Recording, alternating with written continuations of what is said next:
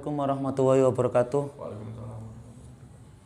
Jumpa lagi dengan Santri Belajar, channel YouTube yang insya Allah penuh barokah dan semoga bermanfaat untuk kita semua dunia akhirat, amin ya rabbal alamin. Dan alhamdulillah kesempatan kali ini kita bisa berbincang-bincang istifadah dari beliau Agus Fahdina Yaroub, salah satu dzurriyyah Pondok Pesantren Lirboyo, dan tema kita kali ini adalah mahabbah kepada Rasulullah Shallallahu Alaihi Wasallam. Kita akan langsung berbincang-bincang dengan beliau, tanya-tanya tentang Rasulullah dan mahabbah kepada beliau sehingga kita kelak betul-betul diakui sebagai umat beliau, amin ya rabbal alamin. Assalamualaikum Gus. Assalamualaikum warahmatullahi wabarakatuh.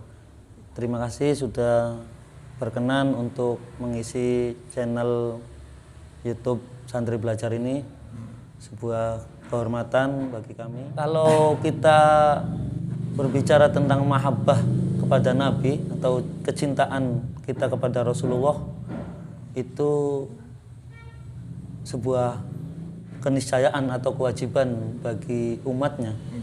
Tapi masalahnya kadang termasuk saya sendiri mungkin, kemudian banyak orang yang belum bisa secara maksimal cinta kepada Rasulullah karena mungkin belum mengenal sosok Rasulullah itu sosok seperti apa dan bagaimana.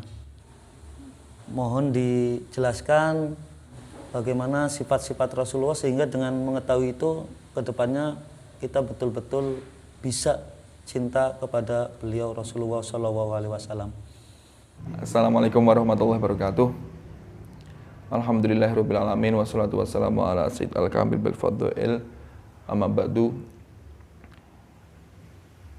Alhamdulillah, terima kasih kepada admin Santri Belajar panjenenganipun Gus Muhammad yang mudah-mudahan konten-kontennya YouTube maupun Instagram semuanya mendapatkan kemanfaat dunia dan akhirat. Membahas tentang masalah mahabbah kepada Nabi Muhammad SAW, ada pepatah mengatakan tak kenal maka tak sayang. Makanya kita paling tidak kenal sifat-sifatnya atau akhlak-akhlaknya Nabi Muhammad SAW. Dan kecintaan mahabbah itu nanti seiring berjalannya waktu nanti sedikit demi sedikit kita akan lebih mencintai karena kita lebih dekat atau lebih mengenal sebenarnya bagaimana akhlak Nabi Muhammad SAW. Jadi ya semuanya mesti mengakui seperti itu, mengakui bahwa masih jauh, masih banyak kurangnya, masih cinta tapi kadang-kadang tidak mengikuti sunnah dan sebagainya. Tapi paling tidak dalam hati kita itu ada greget untuk melakukan sunnah-sunnah Rasulullah SAW. Misalnya contoh, kita sering mengetahui Kanjeng Nabi itu dahulu ketika berdakwah diludahi oleh musuh-musuhnya, dicaci maki, difitnah, bahkan diteror mau dibunuh. Tapi bagaimana sikap Kanjeng Nabi ketika diteror dengan separah itu, tapi tetap menggunakan akhlak, tetap senyum kepada siapapun, tetap memaafkan. Itu yang penting, yang paling utama untuk kita tiru akhlak Nabi Muhammad SAW. Paling tidak kalau mungkin bagi anak-anak atau yang masih muda lah, masih SD atau milenial. Kalau kita mengenal Kanjeng Nabi itu misalnya contoh minumnya selalu duduk, tidak pernah berdiri. Ya, coba kita terapkan itu pada diri kita itu saja dulu. Jadi jangan teriakkan dalam diri kita, saya harus minum dengan keadaan duduk demi untuk mengikuti Kanjeng Nabi, walaupun cuma satu akhlak, walaupun cuma satu poin ini saja, tapi terus diterapkan terus, nanti insya Allah akan menarik kebaikan-kebaikan yang lain. Yang pertama, duduk, minumnya harus duduk, terus istiqomah, jangan pernah berdiri misalkan, karena dalam hati niat tidak ingin lepas dari sunnah Nabi Muhammad SAW. Itu salah satu bentuk cara kita lebih mengenal dan lebih mencintai kepada Nabi Muhammad SAW. Mungkin seperti itu. Ya, berarti pepatah Indonesia yang tadi itu betul adanya. Yang pertama adalah kenal dulu, baru kemudian bisa berlatih untuk mencintai. Walaupun belum secara total menerapkan sunnah-sunnah Rasulullah, tapi yang penting tetap istiqomah, tahap per tahap, satu kesunahan diistiqomahkan dulu. Insya Allah dengan begitu akan menarik kebaikan dan kemauan untuk melakukan kesunahan yang lebih banyak. Kalau yang kedua ini terkait bagaimana cara mengungkapkan cinta kita kepada Rasulullah SAW. Mungkin orang semua seluruh muslim mengaku bahwa saya ini pecinta Rasulullah. Sampai dalam akunnya tulis pecinta Kanjeng Nabi. Seakan-akan totalitas secara dohir batin mencintai Rasulullah. Tapi ketika dalam realita dilihat dalam level kecintaan itu berbeda-beda. Kadang-kadang ada orang level derajatnya itu masih mencintai dalam sebatas mengikuti, memakai sandalnya saja. Ada seperti itu. Itu juga baik dilakukan terus, jangan dianggap remeh atau jangan di stop, terus lanjutkan, nanti akan tumbuh kecintaan yang berlanjut.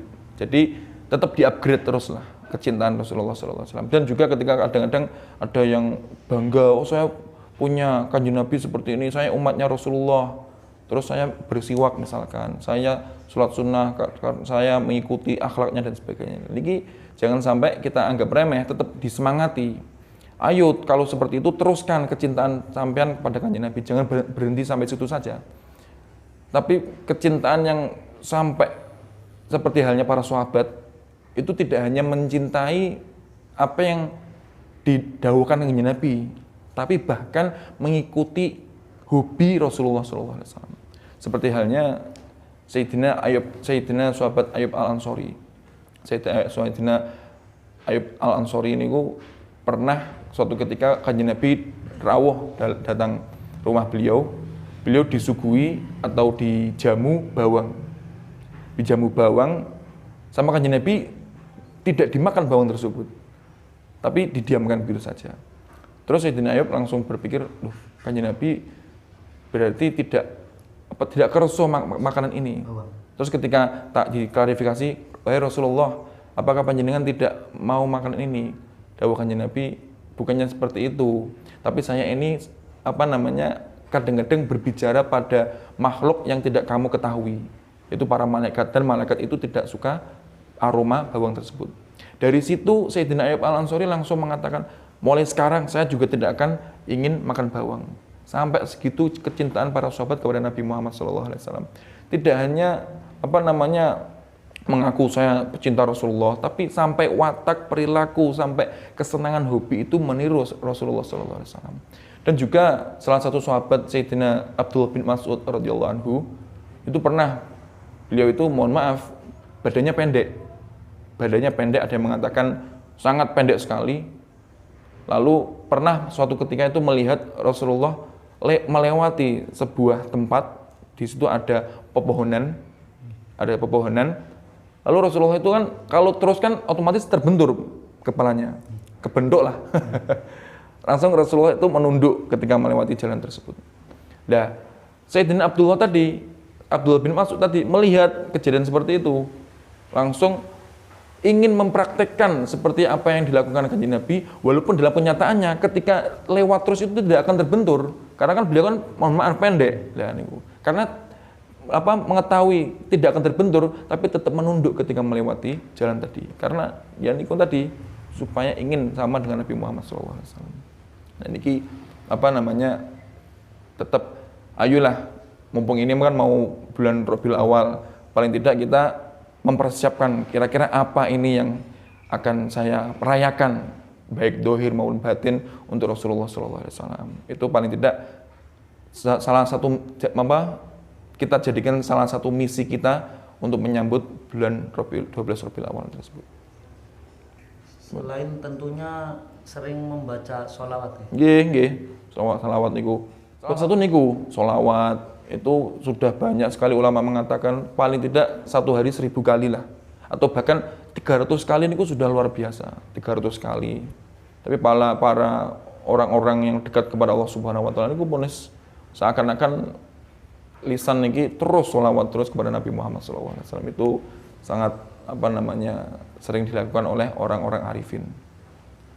Untuk kecintaan kita kepada Rasulullah seperti tadi yang beliau jelaskan, ada dua yang harus kita lakukan minimal. Yang pertama adalah memperbanyak membaca sholawat kepada beliau, dan yang kedua berusaha untuk dalam semua aspek kehidupan kita supaya meniru Rasulullah SAW, karena beliau tidak lain dan tidak bukan adalah uswatun hasanah bagi kita semua. Untuk yang ketiga, jika memang ya harapan kita betul-betul menjadi umat yang mencintai beliau apa adanya, betul-betul mencintai, bukan hanya sekedar klaim dari kita sendiri. Terus untuk orang-orang yang punya mahabbah dalam hatinya kepada Rasulullah itu akan mendapat keistimewaan balasan dari Allah berupa apa saja. Ini mungkin barangkali bisa untuk memotivasi teman-teman hadirin hadirat di rumah, pemirsa, agar lebih semangat lagi mengamalkan apa tadi poin yang pertama dan yang kedua. Biasanya kudu diiming-imingi kalau orang yang cinta Rasulullah nanti sama Allah akan begini-begini. Biasanya kita kelasnya masih begitu. Monggo. Seringkali ulama mengatakan itu barang siapa ketika sholawat kepada Nabi Muhammad SAW, maka Allah akan membalas sholawat satu itu dengan 10 kebaikan kepada orang tadi. Padahal itu satu sholawat kepada kanjeng Nabi Muhammad SAW. Bayangkan saja, ketika Rasulullah SAW itu dipanggil oleh Allah Subhanahu Wa Taala untuk bertemu. Dalam arti ini bertemu jangan diartikan kita bertemu dengan seseorang, tidak seperti itu. Allah alam, Rasulullah dan Allah ini bertemu, Allah alam bagaimana prosesnya supaya kita tidak salah mentafsirkan. Walhasil Rasulullah pernah berjumpa dengan Allah Subhanahu Wa Taala, dan sandal beliau itu pun diajak atau nempel kepada Rasulullah dan bertemu kepada Allah Subhanahu. Padahal kita lihat sandal itu hina, sandal itu tempatnya di bawah, tapi melekat dengan kaki yang paling mulia-mulianya kaki, maka sandal itu akan ikut mulia. Beda ketika pada waktu Nabi Musa alaihissalam ketika diajak atau bertemu kepada Allah Subhanahu wa taala, kata Allah Subhanahu wa taala, copot dulu sandal tersebut. Kan beda kan?